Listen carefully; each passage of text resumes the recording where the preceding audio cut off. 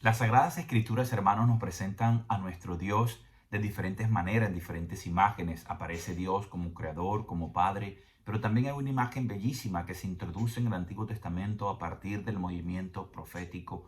Es la imagen de Dios como esposo de Israel. Y esto nos ayuda entonces a profundizar mejor y de manera más clara cómo presenta en el Nuevo Testamento el evangelista San Juan a la imagen de Jesús. Los estudios más recientes de las Sagradas Escrituras han llevado a descubrir que el evangelista San Juan presenta a Cristo como un esposo. Hay una palabra griega que se llama ninfagogo, que significa el amigo del esposo. Cuando nosotros leemos el Evangelio de San Juan, en los primeros capítulos aparece el evangelista Juan el Bautista diciendo: yo no soy el esposo, soy el amigo del esposo. El amigo del esposo, es decir, el ninfagogo. ¿Y quién es ese esposo? El esposo es Cristo. Entonces, si decimos que Cristo es el esposo de la iglesia, es decir, de la humanidad, Dios quiere tener una relación esponsal con toda la humanidad, así como un hombre ama a una mujer de manera fiel, total, plena, completa. Dios quiere también amar a toda la humanidad a través de su Hijo Jesús de Nazaret. Y Él se presenta entonces como el esposo. Es importante para comprender mejor esta metáfora, esta analogía de Cristo esposo, conocer un poco cómo eran los matrimonios en el contexto hebreo, en el contexto del pueblo de Israel al que Jesús hace parte. Me he tomado la tarea de profundizar este tema y quisiera compartir unos detalles para que podamos comprender más profundamente la propuesta que les quiero hacer a la luz del Evangelio que nos propone la iglesia de hoy, de Cristo resucitado, que se aparece a la comunidad apostólica. Pero antes de aparecerse a la comunidad apostólica, en el mismo capítulo 20, de los versículos 1 al 18, se nos relata que Jesús se aparece a María Magdalena. Y antes de esta aparición, María Magdalena, el sepulcro está vacío, se acercan a ese sepulcro. Pedro, ven que no está el cuerpo del Señor, se admira, pero no cree, mientras que el discípulo amado, que representa a todo aquel que cree en Jesús de Nazaret y que acoge en ese signo de sepulcro vacío una certeza de la resurrección, son dos elementos. Luego sí, ya el encuentro con María Magdalena. Este mismo encuentro con María Magdalena tiene una clave de esponsabilidad y lo vamos a ver más detalladamente a continuación. Hagamos un alto antes de profundizar en esta aparición de Jesús resucitado a la comunidad apostólica como el esposo que se aparece ahora a la iglesia para regalar dones, para dar una dote. Vamos a conocer qué era lo que constituía un matrimonio en la época de Jesús. El matrimonio o contrato matrimonial judío constaba de dos fases. La primera de ellas comenzaba cuando las familias de los futuros esposos, el varón desde que cumpliera los 13 años, la mujer desde los 12, negociaban los esponsales de esto. Constituían los mismos un compromiso más solemne y vinculante de nuestra actual petición de mano, y se suscribían en presencia de dos testigos. Algunas veces, la pareja se regalaba recíprocamente en este acto un anillo o un brazalete. El padre de la joven se le tenía que abonar cierta cantidad de dinero, se llama moar en hebreo, el precio de la esposa, pero no es que se estuviera comprando la esposa, sino que era un signo de garantía de estabilidad para la vida futura de estos esposos. Tal suma podía en ocasiones satisfacerse parcialmente con el trabajo personal del muchacho. Aunque el padre de la novia no se le permitía tocar dicha suma, sí le era dado beneficiarse de los intereses que produjera la misma. Aquella cantidad pasaba a manos de la hija cuando fallecían sus padres, o bien si su marido moría o el marido la repudiaba, o sea, le daba acta de repudio y la mandaba fuera de su casa. Labán, suegro de Jacob, nos narra a nosotros Génesis 31, infringió esta costumbre y gastó el mohar o la dote correspondiente a su hija, Rebeca en este caso. A su vez, el padre de la muchacha entregaba a esta o a su marido una dote o un obsequio de casamiento, que podía comprender criados o siervos, como aconteció en los connubios de Rebeca y de Lía. Podemos verlo en Génesis 29, 24. También le podían dar tierras u otros bienes. Bueno, entonces ya sabemos que hay dos momentos de del contrato matrimonial judío. Hacer unas tratativas, llegar a un acuerdo, entregar una dote por esa futura esposa. Un año después volvían y se celebraba entonces lo que decimos popularmente ya el casamiento o el matrimonio. Ese año el futuro esposo tenía que construir la casa donde iban a vivir. Ahora bien, nos podríamos nosotros hacer una pregunta. Si Cristo es el esposo de la iglesia, ¿cuál es la dote que ha dado por tomar a la iglesia como esposa? ¿Qué fue lo que Cristo entregó para ser entonces Él el esposo de esta gran familia nueva de Dios que es la iglesia? Yo aquí hago una analogía o comparación. Si Jacob pagó 7 años de servicio por amor a su esposa, a la que amaba, Rebeca, en un sentido simbólico, significa que estaba dispuesto a esperar toda la vida si fuera necesario. Ahora, en los tiempos mesiánicos, Cristo, por amor a su esposa iglesia, entregó su vida misma en obediencia al Padre Dios, como atestigua el mismo San Juan en el capítulo 10, versículos 17 al 18, cuando dice: por eso me ama el Padre, porque doy mi vida para recobrarla de nuevo. Nadie me la quita, yo la doy porque tengo poder para darla y recobrarla de nuevo. Esa es la orden que he recibido de mi Padre. Esta es la dote del Hijo que está dando por su esposa y lo da bajo la complacencia del Padre Dios. Cristo trabajó duramente, no 7 años, sino toda su vida, haciendo el bien para entregar la dote por su amada esposa, la iglesia. Porque Jesús en su vida terrena pasó haciendo el bien y curando a los oprimidos por el mal, como nos narra Hechos los Apóstoles 10, del 37 al 38. También hoy, como un buen samaritano, se acerca a todo hombre que sufre en su cuerpo o en su espíritu, y cura sus heridas con el aceite del consuelo y el vino de la esperanza. Con este bello texto ora la iglesia esposa, en el prefacio del buen samaritano, porque pasar haciendo el bien, esa era la misión de Jesús esposo, el misionero del Padre, que al resucitar comparte este maravilloso don a la comunidad apostólica, representada en el primer momento del capítulo 20, versículos del 1 al 18, en una mujer, María Magdalena, aquella mañana del gran domingo de resurrección. Ese fue su alimento, vivir haciendo la voluntad del Padre Dios, como él mismo indica a sus discípulos mientras sostenía aquel diálogo esponsal también con la mujer samaritana.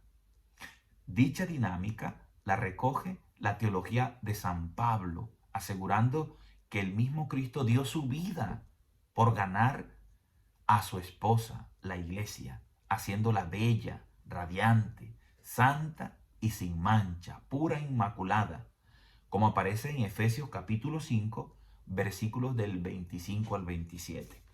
Nos dice el apóstol Pablo que Cristo mismo se entregó por su iglesia, fue capaz de dar la vida por ella para hacerla cada vez más pura y limpia. Dice así: y ustedes, maridos, amen a sus esposas, como también Cristo amó a la iglesia y se entregó a sí mismo por ella, para santificarla, después de haberla purificado con el baño del agua en la palabra, para hacer aparecer ante él la iglesia gloriosa, sin que tenga mancha ni arruga, ni nada parecido, sino que sea santa y sin defectos, inmaculada.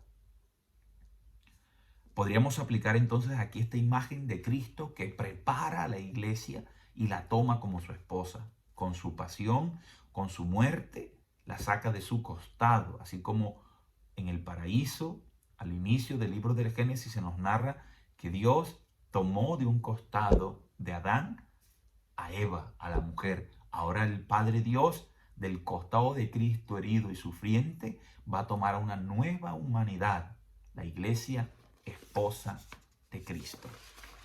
Muy bien, todo esto nos ayuda entonces a profundizar mucho más en este gran contenido, en esta imagen de Cristo esposo. ¿Qué significa que Cristo sea entonces el esposo de la iglesia? Que Cristo, al aparecerse resucitado, está dando ahora una dote, un regalo a esa iglesia esposa. ¿Cuáles son?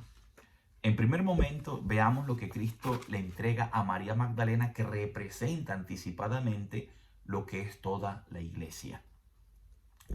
Por ejemplo, en el versículo 1 del mismo capítulo 20, hoy se lee desde el versículo 19 hasta el versículo 31. Pero yo me estoy yendo un poquito más atrás para que entendamos de manera más profunda y más global toda esta clave esponsal de Cristo esposo que se presenta a la comunidad apostólica para darle unos regalos, es decir, para darle una dote, una garantía de que mientras llega el tiempo del matrimonio definitivo en los cielos, en la Nueva Jerusalén, con Cristo Cordero, esposo de la iglesia, podamos estar tranquilos nosotros mientras caminamos en el espacio y el tiempo, es decir, mientras vamos por los caminos de la historia. El versículo 1 dice, en el encuentro con María Magdalena, afirma que María Magdalena sale a buscar al Señor de madrugada cuando todavía estaba de noche, como quien va en busca de su amado. Hay una similitud con la esposa que nos narra el libro del Cantar de los Cantares en la Biblia, que corre tras su amado por la noche en la ciudad. Ahí lo podemos encontrar en Cantar de los Cantares, capítulo 3,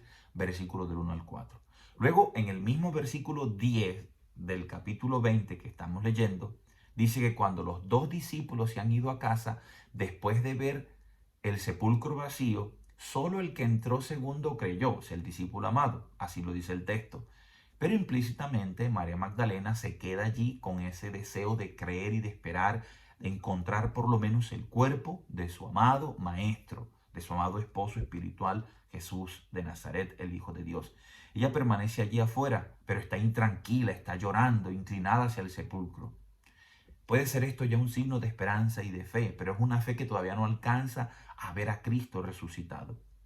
Más adelante, el Señor le dice, María, ¿por qué lloras? Cuando le llama por su nombre, ella lo reconoce. Los versículos 12 al 13, mientras ve a los dos ángeles, esto le preguntan, mujer, ¿por qué lloras? Ella corresponde, porque se han llevado a mi Señor. Esta traducción es lo que aparece ahí, es un eco también del Cantar de los Cantares 3, del 1 al 13, que significa mi Señor, podría traducirse también como mi esposo, mi marido, en un sentido espiritual. Los versículos 14 al 15 dice que lo ve y no lo reconoce, lo confunde con el jardinero, pero sigue buscándolo como la amada del Cantar de los Cantares. Por fin, en el versículo 16 del capítulo 20, por fin la voz del amado que pronuncia su nombre, como decía anteriormente, María, se vuelve, es decir, entra en una nueva dimensión. Cuando ella escucha María, ella entra, es la dimensión del conocimiento de la fe discipular y lo llama maestro. Este es el primer regalo de la dote que trae como un collar fino o una perla preciosa que podrá portar para siempre. María Magdalena es confirmada en la fe como discípula y con ello recibe también la paz del resucitado que reposa en su corazón como un remolino, un torbellino de emociones. Más adelante, María Magdalena en el versículo 17 dice que junto a esto hay una segunda perla de este ajuar que es la dote de Cristo. Ella viene a ser colmada de alegría porque su búsqueda y esperanza no fue defraudada. Esto se deduce de las palabras de Jesús. Jesús dice, no me toques, que todavía no he subido al Padre, en el versículo 17. Es que no era un simple toque de María Magdalena. María lo tenía bien abrazado a ella. Es la alegría del encuentro fundida a los pies del Maestro, como lo cuenta Mateo 28:9. Todo esto es un eco del Cantar de los Cantares, capítulo 3, versículo 4. Cuando dice, encontré el amor de mi vida, lo he abrazado y no lo dejaré jamás. Es cierto, ya María Magdalena jamás lo dejará porque, aunque Cristo no esté físicamente, ella sigue abrazada a su Señor, a su amor, a su esposo espiritual. Yo soy para mi amado y mi amado es para mí. Cantar de los Cantares 6 y Oseas 2:18. Entonces Jesús, cuando se aparece a María Magdalena en este diálogo, la llena de fe, la llena de alegría y le encomienda una tarea. La hace misionera, la envía, apostolou, en griego, la hace su discípula misionera, le da un encargo, una misión. Es como un collar que está lleno de joyas, de perlas. Hay una tercera joya dentro de ese cofre. Y es que el esposo resucitado la envía. Juan capítulo 20, 17. Es decir, la hace también apóstol. Recibe una misión especial. Es ahora enviada al interior de la comunidad para que también ellos crean. Esto recuerda la experiencia de la samaritana con Jesús en Juan capítulo 4 del 28 al 29. Los pobladores creyeron inicialmente por sus palabras, pero luego creerán por su propia experiencia de encuentro con Jesús. Del mismo modo los apóstoles creerán desde el encuentro con el resucitado. O sea, María Magdalena cumple su cometido, va y cumple su misión, pero ellos se resisten a creer. Necesitan tener su propia experiencia de fe de que Cristo ha resucitado. Y ahí vamos a comprender cómo María Magdalena es misionera dentro de la comunidad, luego la comunidad tendrá que testimoniarle de nuevo a Tomás que el Señor resucitó. Pero solo cuando Tomás tiene el encuentro personal con el Señor resucitado, logra creer. Hay un cuarto regalo que Cristo le hace a María Magdalena, y es que la hace testigo. Otra dádiva de Cristo esposo es que la hace testigo, no solo de su resurrección, sino de su retorno al Padre y de la filiación divina que se obtiene en él, hijo único del Padre. Esta filiación es también fraternidad espiritual, le dice Jesús. Pero vete donde mis hermanos y diles, subo a mi Padre y vuestro Padre, a mi Dios y vuestro Dios. Jesús la está reivindicando en su dignidad de mujer respecto al varón, porque este ha sido el plan desde la eternidad, el plan de Dios desde la creación del varón y la mujer, el uno para el otro como ayuda, complemento y auxilio mutuo, como aparece en Génesis capítulo 2 del 21 al 25. Ella debe ser tenida en cuenta cuando hable y su testimonio deberá ser creído por sus hermanos. Sin embargo, ellos no le creen que el Señor resucitó. Primero, la llena de fe. Segundo, la llena de alegría. Tercero, le da una misión. Cuarto, la hace testigo. Quinto, María Magdalena se hace una mujer obediente. Ahora, como un collar de perlas finas, aparece otro detalle. La quinta perla, María recibe también el don de la obediencia. Ella, como fiel discípula y misionera, es enviada a compartir la alegría del resucitado. Imposible no imaginar el alborozo, júbilo y gozo que reflejaría su rostro. Asimismo, su prontitud para comunicar a quienes el Señor había confirmado como sus hermanos. Corre ahora para comunicar y encontrar su amado en la presencia de sus hermanos. Es la nueva familia que Jesús ha constituido con su misterio pascual. Relata el texto que María cumplió a cabalidad su misión y tarea, pero no será suficiente para ellos, para sus hermanos a quien fue enviada. Porque también como los samaritanos necesitan tener una experiencia de encuentro personal con Jesús resucitado para abrir sus corazones a la fe, emerge inevitable una pregunta. ¿Qué acontecerá en ese encuentro? ¿También portará Cristo, esposo resucitado, dádivas, regalos a esa comunidad reunida que estaba temerosa por miedo a las autoridades judías, con las puertas cerradas?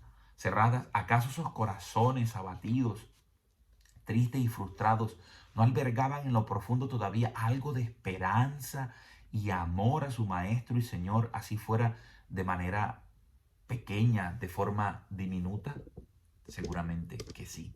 Había mucho deseo de encontrar al Señor. Lo que aconteció ese domingo, ese mismo domingo por la tarde, lo registra como una fotografía el relato de Juan 20, del 19 al 29. Y es allí donde la iglesia profundiza hoy, llamado el Domingo de la Misericordia. Yo me he ido más atrás para que entendamos de manera más profunda cómo esta misericordia es una demostración de amor de Dios Padre a través de su Hijo por toda la humanidad, representada aquí en Jesús de Nazaret, el esposo, que se presenta delante de su esposa, que es la iglesia. Si antes a María Magdalena el esposo ha conferido un collar de 5 perlas, ahora a ellos les dará uno de 7, en un lenguaje simbólico para expresar sus dones, que son infinitos, que son plenos, totales, porque la dote de Cristo es su vida misma consumada y entregada hasta el extremo. O sea, el mayor regalo que Cristo da a su iglesia esposa es su vida, su pasión, su muerte y su resurrección. ¿Qué es lo que nos narra a nosotros el Evangelio de hoy? Examinando el segundo pasaje del texto referido al encuentro del resucitado con la comunidad apostólica, que es lo que se lee hoy en el segundo domingo del tiempo de Pascua, también llamado Domingo de la Misericordia, se descubre también detalles fascinantes de carácter nupcial, como un collar de perlas finas que debe conservar perpetuamente la iglesia para lucirlo en la boda escatológica. O sea, Cristo nos está dando estos regalos para que nosotros los interioricemos, los meditemos, y cuando llegue la hora de la muerte, el encuentro definitivo en los cielos con el Padre, celebremos ese matrimonio espiritual con Dios por siempre en su Hijo Jesús. Conviene una observación. Según algunos exégetas, Juan capítulo 14 está como trasfondo para este encuentro, porque se da después que Jesús ha subido al Padre. Hay un movimiento ascendente, o sea, cuando Jesús habla con María Magdalena, al final la envía, sube al Padre y luego retorna. Y al retornar, como dice en el Evangelio de según San Juan, el capítulo 14, no se turbe vuestro corazón, creéis en Dios, creed en mí. En la casa de mi Padre hay muchas moradas. Voy a prepararles una morada. Esa es la morada celestial, el cielo, la vida eterna que Jesús ha preparado para nosotros por voluntad del Padre, para que se dé ese encuentro definitivo en los cielos. En clave nupcial podría decirse que Jesús viene de la casa del Padre, donde había prometido ir a prepararnos una morada. Y ahora trae dádivas, regalos, ofrendas o una dote para su amada, la iglesia esposa. En otras palabras, Jesús dará a los suyos los mismos dones que había prometido a lo largo de todo su ministerio. ¿Cómo era la situación de esta comunidad? ¿Cómo se encontraban? No tenían paz, estaban llenos de angustia, estaban sin poder comprender las llagas de Cristo, el dolor, la pasión, la muerte de Cristo. Lo habían visto crucificado, clavado en sus manos, en sus pies, en su costado atravesado por una lanza. Lo habían visto coronado de espinas. Habían perdido la alegría. Estaban llenos de tristeza, de decepción, de frustración. Si antes querían anunciar a Cristo, cuando Cristo los enviaba, ahora están en silencio, consternados, no saben cómo podrán compartir esta noticia, cómo van a decirle a alguien, nosotros seguimos a uno que lo mataron y que se quedó muerto y que pensábamos que era el Mesías y resulta que no, que ahí está. Nuestras esperanzas fueron defraudadas. Entre ellos no había la capacidad tampoco de compasión, de misericordia, de perdonarse entre ellos mismos y sobre todo perdonarse cada uno su propia falta, porque uno lo había negado, que fue Pedro, otro lo había traicionado, que lo vendió, fue Judas, y los demás salieron corriendo todos a salvar cada uno su vida, como decimos probablemente, a salvar su propio pellejo. Entonces, la fe se había vuelto cenizas prácticamente. ¿Qué hace el Señor ahora resucitado? Si vamos analizando versículo por versículo, vamos a descubrir que Cristo cambia toda la situación. O sea, le da todo lo contrario a lo que ellos están viviendo en 7 regalos. No tienen paz. Es lo primero que Jesús les regala, la paz. Paz dice shalom, que significa la plenitud de dones de Dios para una persona.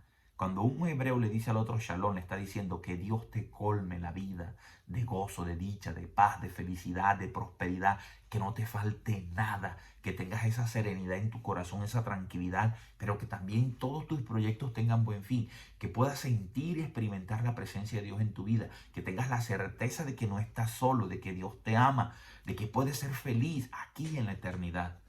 Entonces el primer regalo que este esposo le da a su esposa para este matrimonio espiritual es la paz mesiánica. Y aparece 3 veces la expresión paz a vosotros, paz a vosotros, paz a vosotros, en los versículos 19, 21 y 26.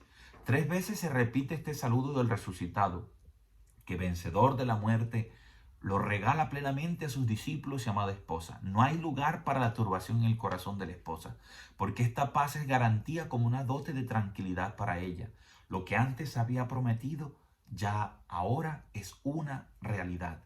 El segundo regalo que Cristo trae es el memorial de la pasión. Cristo les muestra las llagas y el costado, o sea, los pies heridos, crucificados, para que ellos recuerden ese memorial de la pasión y no se asusten ante la cruz y no digan, uy, qué maldición la cruz, sino que comprendan que el precio más alto del amor es la cruz. Nosotros representamos el amor con corazoncitos, sentimentalmente, y es muy bonito, pero el signo más grande de amor por la humanidad es uno que se ha dejado crucificar por nosotros para demostrarnos que no es crucificando a los demás como podemos ser felices, que no es aquellos que van por la vida crucificando a otros los que salvan al mundo. Es el crucificado, aquel que no responde al mal con el mal, a la violencia con violencia, sino que entrega su vida por amor. La esposa debe reconocer a través de las heridas del amor a su amado esposo. Sus heridas revelan su identidad. No se trata de otra persona, el mismo que vieron padecer, sufrir y morir. A ese que condujeron al sepulcro está ahora frente a ellos, llevando en sus manos y costado una señal que habla de amor y devela amor. Memorial de la pasión significa que las heridas del amor no son un amor sellado con sangre, el documento de la dote que da la fe del desposorio. Cristo lo selló con su sangre, es decir, con su vida misma. Cuando se firmaba el contrato matrimonial, ya era garantía de que esa mujer era la esposa, aunque no se había celebrado todavía el matrimonio. En el primer año ya se respetaban y había una constancia escrita, pues Cristo con su sangre firmó ese matrimonio de amor con toda la humanidad. Y las manos crucificadas y perforadas por los clavos nos muestran las manos del Padre Dios, que a través del Antiguo Testamento lo único que hace con sus manos es amar a la humanidad. Ha creado el mundo por amor, ha liberado a Israel de la esclavitud de Egipto, de ser esclavo, les dio la libertad, y Egipto lo liberó de ser un pueblo esclavista. Una vez que los grandes imperios dominaron a los más frágiles, pobres y débiles, Dios Padre siempre liberando al hombre y mostrándole que nos ama a todos. Por eso las manos de Jesús crucificadas son las manos del Padre Dios, que a través de sus manos lo único que quiere es dar amor, amor, para que también nosotros, recibiendo ese amor, podamos dar amor a los demás. Así llegamos al tercer regalo que le da Cristo a esta comunidad que representa a la iglesia esposa, y es la alegría de la mirada. Cuando uno ama y es amado, basta mirar al ser amado fijamente a los ojos, contemplar su rostro, contemplar su cuerpo y llenarse el corazón de gozo y de alegría. Mirar en el Evangelio de San Juan está ligado al discernimiento y a la fe. Esta es pues la causa de su gran alegría. No, no solo ver al resucitado, sino reconocerlo con los ojos de la fe, para ver en él al mismo que antes habían visto morir. Resulta imposible dimensionar el gozo sublime de aquella comunidad al reconocer al esposo resucitado. Una alegría similar la había narrado el mismo San Juan respecto a María Magdalena en este mismo capítulo 20, versículo 16. Ella se llenó de gozo, se llenó de alegría. Ahora es toda la comunidad, solo falta uno de los apóstoles, que es Tomás, que aparecerá más adelante, pero los demás están contemplando al Señor con los ojos de la fe y pueden ver en él entonces al mismo que murió, que ahora está vivo y resucitado. La alegría prometida ha sido ya colmada con su resurrección. La espera dio su fruto y la búsqueda del resucitado se convirtió en un encuentro feliz. Allá en los orígenes, en el libro del Génesis, en los orígenes, Adán se llena de alegría cuando Dios le presenta a su esposa, a Eva. El escenario se repite, pero de manera inversa. Ahora es la comunidad apostólica, la nueva Eva, la iglesia, la que se goza y se alegra plenamente al ver al nuevo Adán resucitado, Cristo, esposo y Señor. Hay un cuarto regalo que trae Cristo para nosotros, y es la misión. Nos envía como apóstoles. Eso significa apóstol, enviado. Dice Jesús en el versículo 21, como el Padre me envía, así os envío yo. Dice el Señor resucitado. Nótese que es el mismo encargo confiado antes a María Magdalena, pero ya no al interno de la comunidad, sino al nuevo grupo de creyentes extendidos por toda la tierra. Esta es la misión de la iglesia. Vayan y anuncien que hay un Padre Dios que ama a todos los hombres, que ha dado a su Hijo Jesucristo por amor a la humanidad como un esposo que es capaz de entregar incluso la vida por amor a su esposa. Ellos, los apóstoles, deben llevar esta buena noticia del amor del Padre al mundo entero. Jesús es el misionero del Padre Dios. Ahora los discípulos serán los misioneros del Hijo de Dios. Antes lo había anunciado de forma velada. Ahora lo dice de manera plena, total y abierta. Hay un quinto regalo. Recapitulemos.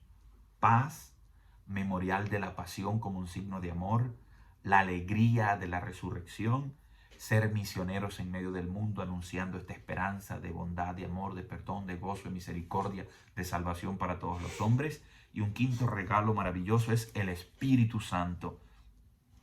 A diferencia de San Lucas, el envío del Espíritu Santo acontece el mismo día de la resurrección, como cuenta el versículo 22. Muchos autores han visto acá una alusión o eco a la primera creación que nos narra el libro del Génesis, porque ahora en Cristo resucitado se inaugura la nueva creación. Mientras en el Génesis Dios presenta a la mujer delante del varón, ahora en la nueva creación ocurre lo contrario. Dios presenta al varón esposo delante de la mujer, simbolizada en María Magdalena primero y luego en toda la comunidad cristiana, como se ha mencionado antes. Este es el más valioso tesoro del regalo de la dote que Dios da, su Espíritu Santo, porque garantiza la presencia del Señor en medio de la comunidad. Es la voz amorosa del amado que serena el corazón, que lo llena de gozo, de dicha y de felicidad. Ese corazón antes agitado de la esposa que la llama, tranquiliza y le dice, aquí estoy, yo estaré con vosotros todos los días hasta el fin del mundo. El verbo que se utiliza es insufló sobre ellos. Recuerda al Padre Dios que creó el mundo y cuando crea al varón, al hombre y la mujer, le transmite un aliento de respiración. El respirar es signo de que estamos vivos. Entonces, este verbo que utiliza allí en el versículo 22 es un verbo que habla de la respiración, de dar la vida. El resucitado respira para decirles, yo estoy vivo, yo no estoy muerto. Cuando una persona deja de respirar, ya pierde la vida. Ese espíritu, ese hálito de vida, es el Espíritu de Dios dentro de nosotros que ahora está haciendo una creación completamente nueva, un hombre nuevo capaz de perdonar, capaz de amar, capaz de servir. Y hay un sexto regalo de Cristo resucitado y es el perdón, la misericordia. Por eso este domingo es llamado el Domingo de la Misericordia. El domingo en que Cristo misericordiosamente se aparece como un esposo delante de su comunidad apostólica, delante de la iglesia y les da la paz, les da el memorial de la pasión, les llena de gozo, de alegría, los hace misioneros, les da de su mismo espíritu, del espíritu del Padre y del Hijo, se lo transmite ahora a la iglesia para que vaya por el mundo entero como misioneros del amor, del perdón, de la misericordia absoluta de Dios. En Oseas 2 del 18 al 25, desde esa época ya Dios había prometido perdonar todos los pecados de aquel pueblo infiel y tomar a ese pueblo como una doncella virgen. El pecado, los profetas en Israel lo denunciaban como un acto de adulterio. Cuando el pueblo pecaba decía, ustedes están adulterando contra Dios, están siendo infiel a ese Dios que los ha tomado a ustedes como un pueblo, como esposa de Él. Dios nos ama como un esposo ama a su esposa. Por eso cuando pecamos, les dicen los profetas de Israel, lo que estamos haciendo es un acto de infidelidad, de adulterio. Dios ha olvidado ese pasado adúltero de su pueblo. Asimismo, Cristo ha perdonado a sus discípulos, los ha reconciliado con el Padre y los hace partícipes de ese misterio de la misericordia, confiándoles el ministerio de la reconciliación, no solo el sacramento, sino que la iglesia debe luchar porque todos los hombres se encuentren en Cristo la paz, el gozo, el perdón y la reconciliación. Luchar contra la injusticia. No basta la confesión sacramental cuando una persona pide perdón a Dios y se reconcilia, sino que debe ir y reconciliarse también con sus semejantes, con sus prójimos. Y la iglesia que recibe la tarea de ser ministra, administrar esta misericordia, tendrá que luchar por erradicar las injusticias del mundo. También puede unirse a esta misma realidad a lo dicho sobre Efesios 5, 25 al 27, en donde se remarca cómo Cristo ha lavado y ha santificado para sí a la esposa suya, que es la iglesia, como una casta virgen. Mientras se llega a la boda escatológica anunciada en el libro del Apocalipsis, capítulo 21, el esposo ha dejado este maravilloso regalo para que siempre pueda renovar su amor y entrega como esposa fiel, santa y pura. Y es lo que necesitan también las parejas en un matrimonio, en una vida conyugal donde no hay perdón, donde no hay misericordia. No se puede ir adelante, se termina fácilmente porque no tienen esta capacidad de misericordia y de perdón mutuo. Hoy el mundo necesita esta misericordia para que termine la guerra. Colombia necesita la paz, la misericordia, la compasión, la reconciliación de todos los colombianos. Dejemos de crear enemistades por causa de la política. Si tú estás con un candidato o con el otro, respeta la posición del otro. No lo señales, no le eche agua sucia, hagan propuestas que generen cambio para nuestro país, que nos lleven a una mejor situación de vida donde podamos vivir todos como amigos, como hermanos, hijos del mismo Padre, pero no es echándole agua sucia el uno al otro como candidatos ahora a la presidencia y las familias llenas de odio y de enemistad. Esto no es la misericordia. No podemos ser creyentes de la misericordia de Dios simplemente viendo a Jesús que sale de su costado esos rayos maravillosos azul, rojo y blanco que simbolizan su sangre derramada por nosotros, el agua que nos purifica del bautismo, ese azul que nos abre las puertas del cielo por la misericordia de Dios Padre con nosotros, sino que necesitamos verdaderamente manifestar con nuestras vidas que somos discípulos de Jesús, que hacemos parte de esa esposa de Cristo resucitado. Y por último, aparece esta perla grande de la fe que aumenta y crece cuando se vive en comunidad. Notemos un detalle: mientras todos los discípulos están dentro de la comunidad y están llenos de miedo, de desconfianza, hay uno de ellos muy inquieto, muy inteligente, un hombre que buscaba siempre unos argumentos para creer contundentemente que se trata ahora de Tomás el apóstol, porque mientras ellos están escondidos por miedo a que les quiten la vida, por prudencia se esconden, hay uno que es valiente, que entra y sale, y se trata de Tomás. O sea que Tomás es el modelo del creyente que quiere tener un encuentro personal con Jesús. Busca razones auténticas para creer. Por eso el Señor al final le dice esas bellas palabras, que es un elogio a Él y también para todos nosotros, que creemos aún sin ver, porque Él ve a un hombre delante de sí. Pero ese hombre que ve allí resucitado sabe que es alguien más, que es el mismo Dios que está delante de sus ojos.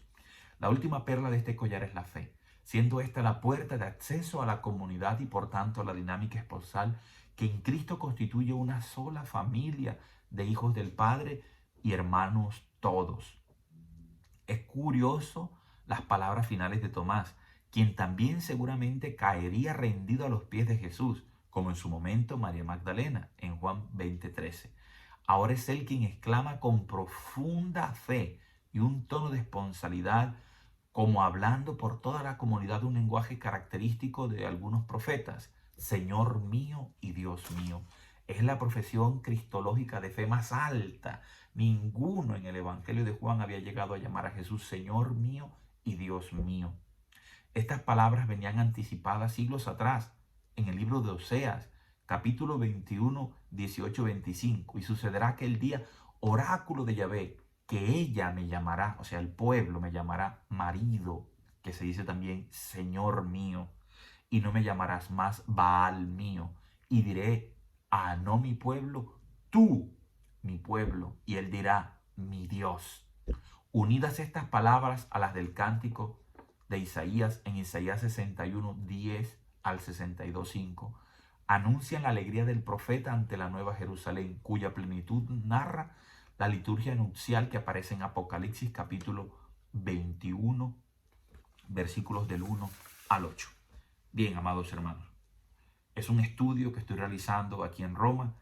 Es mi deseo de hacer mi tesis de grado sobre este tema, por eso lo he hecho así de manera extensa y profunda: presentar a Cristo como esposo resucitado que da estos 7 dones o regalos a la iglesia: la paz, la memoria de la pasión como signo de amor, la alegría perpetua de saber que está vivo y resucitado, la misión de llevar por el mundo entero esta buena noticia, el Espíritu Santo que nos acompaña cada momento de nuestras vidas y nos manifiesta el amor del Padre y del Hijo, el perdón y la misericordia como garantía de ese amor, y la fe que crece y crece y crece.